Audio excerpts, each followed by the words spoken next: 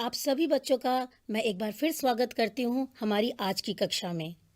और आज मैं आपके लिए लाई हूँ कक्षा 9 की हिंदी पाठ्य पुस्तक क्षितिज से कैदी और कोकिला नामक कविता का दूसरा भाग लेकर के। कैदी और कोकिला, इसके कवि हैं माखनलाल चतुर्वेदी जी। तो बच्चों, हमने कैदी और कोकिला भाग 1 में उस कविता में बहुत सारे भावों को पढ़ा था। माखनलाल चतुर्वेदी जब वह स्वयं एक स्वतंत्रता सेनानी थे और जेल गए थे, तो जेल में ही उन्होंने कई अनुभव किए। उन अनुभवों को बटोर करके उन्होंने कविता रची और वही कविता कैदी और कोकिला के नाम से प्रसिद्ध हुई। तो हमने अब तक भाग 1 में क्या क्या पढ़ा, चलिए उसकी एक बार फिर पुनरावृत्ति कर लें। हमने पहले भाग में ये पढ़ा कि कवि ने इस कविता के माध्यम से भारतीय स्वतंत्रता संग्राम के सेनानियों के साथ जेल में किए गए दुर्व्यवहार और यातनाओं का मार्मिकतापूर्ण ढंग से साक्ष्य प्रस्तुत करने का प्रयास किया है। स्वतंत्रता पूर्व लिखी गई इस कविता में जेल में बैठे कवि के रूप में कैदी और कोयल के मध्य जो वार्तालाप हो रहा है, कवि अपनी उदासी और पीड़ा को कोयल से साझा कर रहे हैं और ब्रिटिश शासन की क्रूरता के प्रति बहुत ही आक्रोशित हैं। हमने ये जाना कि जिस कोयल से वो साझा कर रहे हैं अपनी बातचीत को, अपने मन के भावों को, वो कहते हैं कि ये समय कोई मधुर गीत गाने का नहीं बल्कि मुक्ति के गीत गाने का है। जब कोयल कवि को अर्धरात्रि में चीखती नजर आती है तो कवि को एहसास हुआ कि अब कोयल भी पूरे देश को एक कारागार के रूप में देखने लगी है। हमने ये भी जाना पहले भाग में कि इस कविता में जेल में बंद स्वाधीनता सेनानी की व्यथा को दर्शाया गया है। कवि कोयल से पूछता है कि वो यहाँ क्या गाती है और बीच में गाते गाते चुप क्यों हो जाती है। कवि जानना चाहता है कि वह आखिर किसका संदेशा लेकर आई है। आगे कवि ने हमको ये भी बताया था कि कवि को जेल में अन्य अपराधियों के साथ रखा जाता था। उन्हें भरपेट भोजन नसीब नहीं होता था और वहाँ न जीने देते थे लोग, न मरने देते थे। ऐसा लगता था जैसे शासन नहीं बल्कि ये अंधेरे का प्रभाव पड़ा हुआ है। कैदी के जीवन पर जेल के असर का चित्रण हुआ है इस कविता में। यहाँ पर बेड़ियां और हथकड़ियां, ये कहा गया है कि ये सारी चीजें क्या हैं, कैदियों के गहने हैं। और कवि को लगता है कि जुआ खींचकर वह अंग्रेजों की अकड़ का कुआं साफ कर रहा है। तो अब तक हमने पहले भाग में जो पढ़ा उसकी पुनरावृत्ति कर ली। अब हम देखते हैं कि इसके आगे माखनलाल चतुर्वेदी ने अपनी रचनाओं में क्या लिखा है। आगे लिखते हुए कवि कहते हैं कि इस शांत समय में अंधकार को भेद रो रही हो क्यों, कोकिल बोलो तो, चुपचाप मधुर विद्रोह बीज इस भांति बो रही हो क्यों, कोकिल बोलो तो। यानी इतनी शांति है उस कारागार में, जिस जेल में लेखक और कई अन्य कैदी वहां पर बंद हैं। तो इस शांत वातावरण में जब रात में कोई काम नहीं होता है तो वहाँ लोग अपने अपने कोठरियों में बंद हो जाते हैं, कैदियों को बंद कर दिया जाता है। अंधकार को भेद यानी अंधकार को चीरती हुई ये तुम्हारी आवाज, ये जो गर्जना है, क्यों हो रही है, क्यों चीख रही हो, कोकिल बोलो तो। चुपचाप मधुर विद्रोह बीज इस भांति बो रही क्यों हो। यानी यहाँ पर कवि को लगता है कि इतनी रात को चिल्लाने का अर्थ ये भी हो सकता है कि कोयल हमारे मन में विद्रोह के बीज बोना चाहती है। किसके खिलाफ? अंग्रेजी शासन के खिलाफ। वो चाहती है कि सभी लोग एकजुट होकर के समाज में एकता लाएं और इस अंग्रेजी शासन का खात्मा करें। तो इसी का बीज वह शायद हमारे मन में बोना चाहती है। चलिए आगे देखते हैं इसका क्या भाव है। इस अर्धरात्रि में शांत वातावरण में तुम अंधकार को चीरते हुए इस तरह क्यों रो रही हो? कोयल, बोलो तो, क्या तुम हमारे अंदर अंग्रेजी शासन के खिलाफ विद्रोह के बीज बोना चाहती हो? कवि को लगता है कि कोयल चुपचाप क्या कर रही है? विद्रोह के बीज बो रही है सबके हृदय में। आगे कवि ने तुकांत शब्दों का प्रयोग किया है, देखिए मेरे साथ। लिखा है उन्होंने कि काली तू रजनी भी काली, शासन की करनी भी काली, काली लहर कल्पना काली, मेरी काल कोठरी काली, टोपी काली कमली काली, मेरी लौह श्रृंखला काली, पहले ही हुंकृति की ब्याली, 30 पर है गाली ए आली। कितने सुंदर भाव यहाँ पे प्रस्तुत किए गए हैं। लेकिन यहाँ पर जिस काले रंग का जो बार बार पुनरावृत्ति हुई है जिस शब्द की, उसके बारे में बताना चाहूँगी कि काला जो रंग होता है वह शांति का और अशुभ प्रतीक माना जाता है। तो यहाँ पर क्योंकि उनका मन भी निराशा से भरा हुआ है, आप जिस परिवेश में रहते हैं आपका मन भी उसी हिसाब से ढल जाता है। यदि आप खुश हैं, आपका हृदय खुश है, तो आपको चारों तरफ अच्छाई ही अच्छाई नजर आएगी। लेकिन यदि आप निराश हैं मन से, तो आपको बाहर अच्छी चीज़ें भी खराब प्रतीत होंगी। तो यहाँ पर उन्होंने ये बताया है कि हे कोयल, तुम तो स्वयं काली हो और रजनी भी काली, रजनी अर्थात अंधकार, रात, तो ये रात भी काली है, शासन की करनी भी काली, यानी जो अंग्रेजी शासन है उनकी करतूतें भी काली हैं।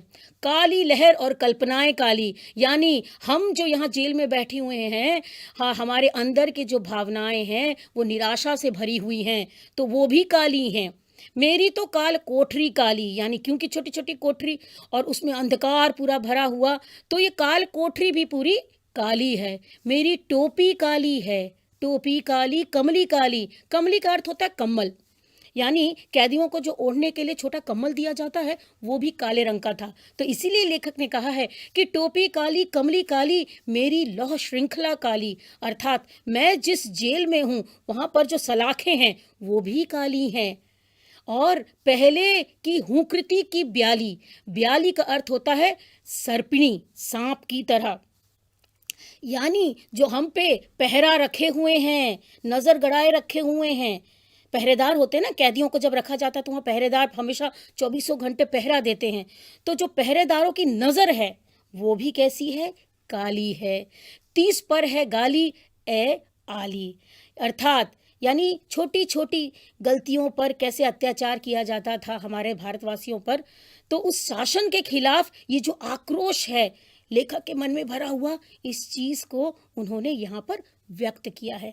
चलिए अब इसका भावार्थ एक बार देख लें। जैसा कि मैंने आपको बताया, काला रंग दुख और अशांति का प्रतीक होता है। कवि कैदी के माध्यम से कह रहा है कि कोयल, तू तो खुद काली है और ये रात भी काली है। ठीक इसी तरह अंग्रेजी सरकार की करतूतें भी काली हैं। देश में एक काली लहर छाई हुई है, जेल के अंदर अंधकार और निराशा है, और इसी कारण काल कोठरी भी कैसी है बच्चों? काली है। मैंने जो टोपी, मैंने अर्थात कवि, मैंने जो टोपी पहनी हुई है वह भी है काली, और जो कम्बल कवि ओढ़ता है वो भी है काला। तो लेखक कह रहे हैं कि उनकी श्रृंखलाएं जो जेल की हैं वो भी काली हैं, और काली है हमारे ऊपर दिन भर कड़ी नजर रखने वाले पहरेदारों की हुंकार भी काली सापिन की जैसे हैं, और हमें गालियां भी सुननी पड़ती हैं। हमें अर्थात कवि को, कवि कहते हैं हमसे छोटी सी गलती होती है और पहरेदार हमें गाली दे करके चले जाते हैं। तो इस तरह से उन्होंने बोला कि यहाँ चारों तरफ तो निराशा भरी हुई है, यहाँ पर कोई भी आशा की उम्मीद करना बेकार है, सब जगह सिर्फ कालिमा छाई हुई है। आगे बढ़ते हैं। इस काले संकट सागर पर मरने की मदमाती, कोकिल बोलो तो अपने चमकीले गीतों को, क्यों कर हो तैराती, कोकिल बोलो तो। बड़े सुंदर भाव है यहाँ पर कवि माखनलाल चतुर्वेदी जी ये कह रहे हैं कि इस काले संकट में, यानी पूरे देश पर जो काला संकट, कौन सा संकट? यहाँ संकट कौन है? अंग्रेजी शासन का। तो ये जो काला संकट है सागर के समान, यानी सागर का कोई और छोर प्रतीत नहीं होता, दिखता नहीं है। वैसे ही ये जो संकट है ये भी सागर के समान ही है, ये कब कहाँ खत्म होगा, अंतहीन है। तो वो कह रहे हैं कि यहाँ पर आदमी जो अत्याचार हो रहा है उससे मरने की ही सोच सकता है। क्यों? क्योंकि चारों तरफ निराशा भरी हुई है। तो वो बोल रहे हैं, कोकिल बोलो तो, क्या तुम इसे देखकर चीख रही हो? अपने चमकीले गीतों को क्यों कर हो तैराती? वो ये समझ नहीं पा रहे हैं कवि कि आखिर कोयल अर्धरात्रि को क्यों चीख रही है, वो क्या बताना चाहती है कवि को। तो वो कहते हैं कि तुम्हारे कितने मधुर गीत हैं, कितने सुरीला तुम गाती हो, तो आखिर तुम हम लोगों के बीच यहाँ पर जो जो हमें संदेशा देने आई हो, आखिर क्यों अपने चीखों को बर्बाद कर रही हो? क्यों तुम चिल्ला रही हो? आखिर हमारे अंदर कौन से भाव भरने चाहती हो तुम? कोकिल बोलो तो आगे देखें इसका भावार्थ। कवि कोयल से कहता है कि संकट के इस काले सागर में तुम अपने क्रांति भरे गीतों को आखिर कैसे तैराती हो? अर्थात इसका अर्थ समझिए, इसका अर्थ यह है कि ऐसी विषम परिस्थितियों में भी तुम भला कैसे ये गीत गा लेती हो? इतनी विषम यानी विषम कठिनाइयाँ, मुश्किल से मुश्किल परिस्थिति में सब जुटे हुए हैं, सब अंग्रेजी सरकार के विरुद्ध लड़ रहे हैं, सब लड़ने मरने के लिए तैयार हैं, किसी तरह से वो गुलामी की जंजीरों को तोड़ना चाहते हैं। तो इसी का भाव इन पंक्तियों के द्वारा निकलता है। आगे बढ़ते हैं। आगे कवि कह रहे हैं कि तुझे मिली हरियाली डाली, मुझे नसीब कोठरी काली, तेरा नभ भर में संचार और मेरा 10 फुट का संसार। तेरे गीत कहावे वाह, रोना भी है मुझे गुनाह, देख विषमता तेरी मेरी, बजा रही 30 पर रणभेरी। अर्थात यहाँ पर उन्होंने यानी कैदी ने अपनी तुलना किससे की है? कोयल से की है, अपनी परिस्थितियों से की है। उन्होंने इन दोनों की तुलना करते हुए कहा है कि देखो, तुझे मिली हरियाली डाली, यानी तुम स्वच्छंद बाहर घूम फिर सकती हो, हरियाली के बीच घूम सकती हो। मुझे नसीब कोठरी काली, अर्थात और मेरे नसीब में क्या है? अर्थात कवि को काल कोठरी में बंद कर दिया गया है। तेरा नभ भर में संचार, यानी तू स्वच्छंद होकर के आकाश में पूरा खुला घूम सकती हो, लेकिन मेरा 10 फुट का संसार। यहाँ पर 10 फुट का संसार का अर्थ है कि उस समय जब अंग्रेजी शासन चलता था तो उस समय क्या होता था? कैदियों को छोटे छोटे कारागार में रखा जाता था। ठीक है, 10 बाय 10 फुट का जो कोठरी होता था, उसमें ना आप ठीक से बैठ सकते हैं, ना आप उठ सकते हैं, ना आप सो सकते हैं। तो कितनी यातनाएं कैदियों को दी जाती होगी उस समय। कवि ने सिर्फ यही अनुमान लगाने के लिए, यही बताने के लिए इस कविता की रचना की है। तो इसीलिए वो कह रहे हैं कि देखो मेरी स्थिति कैसी है, और कोयल तुम देखो कि तुम्हारी स्थिति कैसी है। वे कह रहे हैं कि तेरा तो नभ भर में संचार, पर मेरा तो 10 फुट का संसार। तेरे गीत कहावे वाह, जब तुम मधुर गीत गाती हो। कवि कह रहे हैं कि कोयल जब तुम मधुर गीत गाती हो, मीठा सुरीला गाती हो, तो तुमको वाहवाही मिलती है कि कितना सुंदर गीत गाया है। लेकिन मेरी परिस्थिति यहाँ पर अलग है, मुझे तो यहाँ पर रोना भी मना है। रोना भी क्या है? एक गुनाह है। गुनाह अर्थात जिसके लिए आपको दंड दिया जाता हो, यानी वो तो अपनी परिस्थिति पर रो भी नहीं सकते।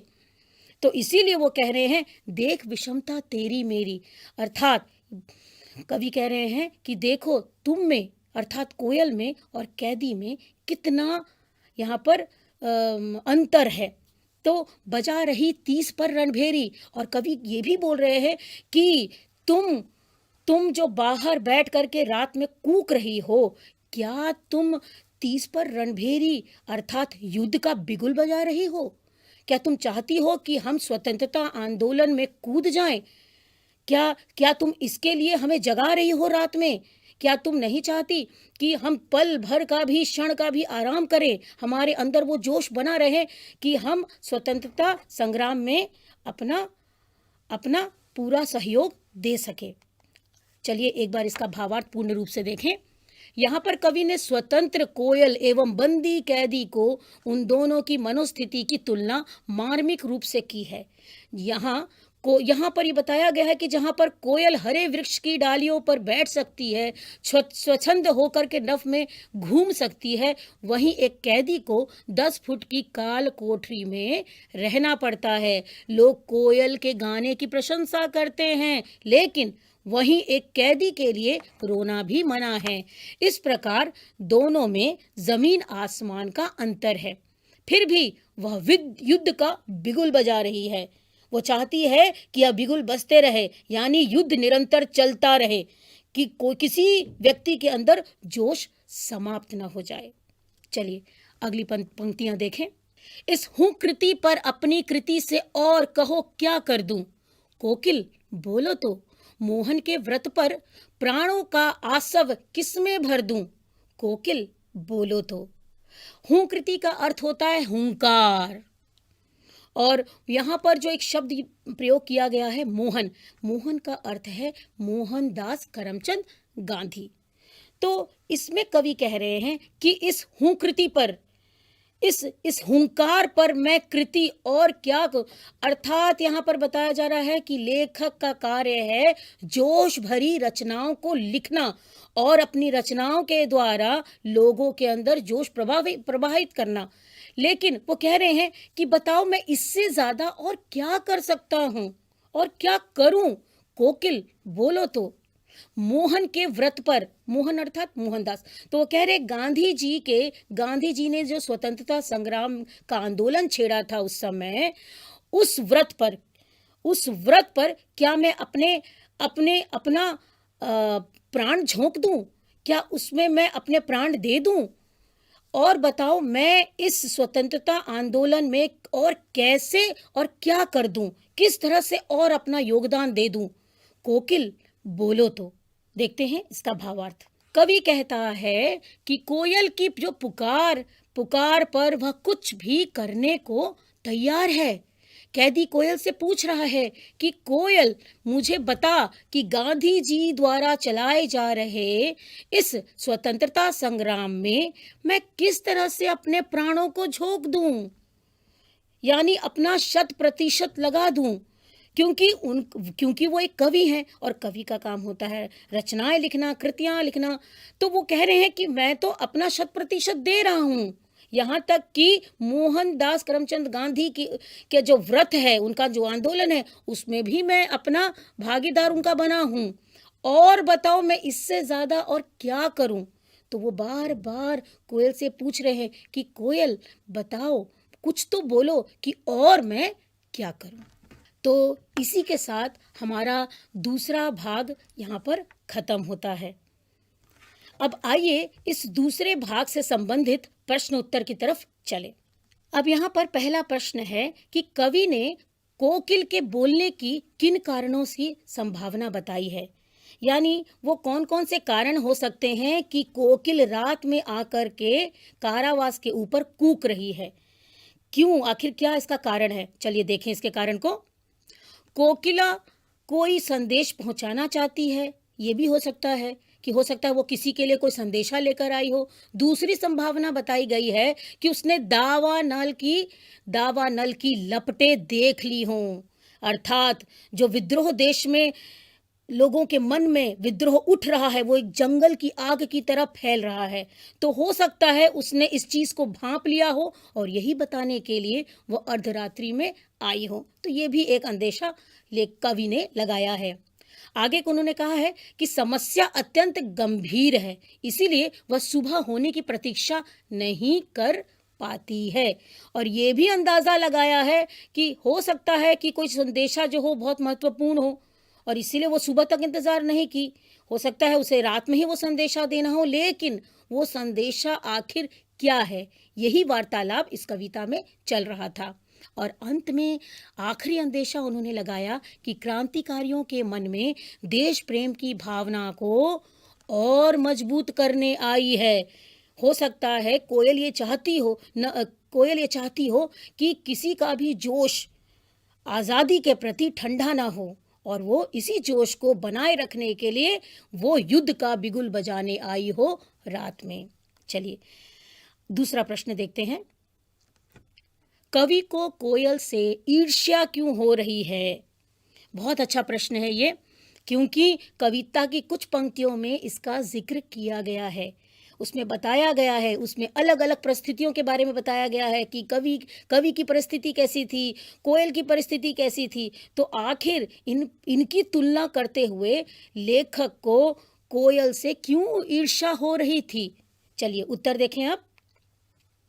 कोयल की स्वतंत्रता से कवि को ईर्ष्या हो रही थी, क्योंकि जो स्वतंत्रता होती है उसका मूल्य वही जानता है जिसे वो प्राप्त ना हो, यानी जो गुलामी में जी रहा हो उसे ही वो स्वतंत्रता का मूल्य पता होगा। तो यहाँ पर उनसे सबसे पहले ईर्ष्या इसलिए हो रही थी क्योंकि कवि स्वयं एक कैदी के रूप में जेल में था और जो कोयल थी, कोकिला थी, वो बाहर कूक रही थी। तो उन्होंने कहा है कि वो आकाश में स्वतंत्रता से उड़ान भर रही है और कवि क्या कर रहा है? कवि जेल की काल कोठरी में बंद है और कोयल गा गा कर बाहर आनंद प्रकट कर रही है। वो बाहर कूक सकती है, आज़ादी से विछंद कर सकती है, लेकिन ऐसा कवि नहीं कर सकता है। क्यों? क्योंकि वो काल कोठरी में बंद है। और एक परिस्थिति उन्होंने बताई है कि यहाँ तो कवि का रोना भी क्या माना गया है? एक गुनाह माना गया है, जिसके लिए उसे दंड भी मिल सकता है। यानी उसकी समस्त परिस्थितियां विपरीत हैं। किसके विपरीत हैं? कोयल की परिस्थितियों के विपरीत हैं। आगे देखते हैं। कोयल और कैदी के बीच की समानता को स्पष्ट कीजिए। अब हमने दोनों की विभिन्न परिस्थितियों के बारे में जाना, लेकिन अब इस प्रश्न में हम बताएंगे कि कोयल और कैदी, इन दोनों के बीच की समानताएं क्या हैं, किस चीज में वे दोनों बराबर हैं। चलिए उत्तर देखें अब। कोयल और कैदी दोनों ही गुलाम देश के वासी हैं। ये तो बिल्कुल सही बात है, क्योंकि गुलामी के इस जंजीर में दोनों ही जकड़े हुए हैं। अंग्रेजों द्वारा किए जा रहे अत्याचारों के कारण वे दोनों ही दुखी हैं। जहां कोयल की हुक में वेदना भरी हुई है, वहीं कवि का दर्द उसकी रचनाओं में छिपा है। कोयल आजादी का संदेश दे रही है, तो कवि अपनी कृतियों से लोगों के मन में जोश भर रहा है। तो ये सारी जो बातें हैं, ये दोनों में एक समान पाई गई हैं। अगला प्रश्न है, देख विषमता तेरी मेरी। इसमें किस विषमता की ओर संकेत किया गया है? तो इसका उत्तर होगा, देख विषमता तेरी मेरी के माध्यम से कवि और कोयल के बीच अंतर को स्पष्ट किया गया है। दोनों में क्या अंतर है? कोयल हरे भरे पेड़ों की डाली पर उड़ती फिरती रहती है और कवि 10 फुट की कोठरी में कैदी सा जीवन व्यतीत कर रहा है।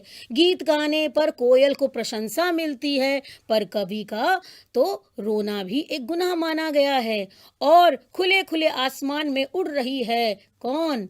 कोकिल। पर कवि का जीवन सिर्फ उस काल कोठरी में ही सिमट कर रह गया है। अगला प्रश्न है बच्चों, कवि जेल के आसपास अन्य पक्षियों का चहकना भी सुनता होगा, लेकिन उसने कोकिला की ही बात क्यों की है अपनी इस कविता में?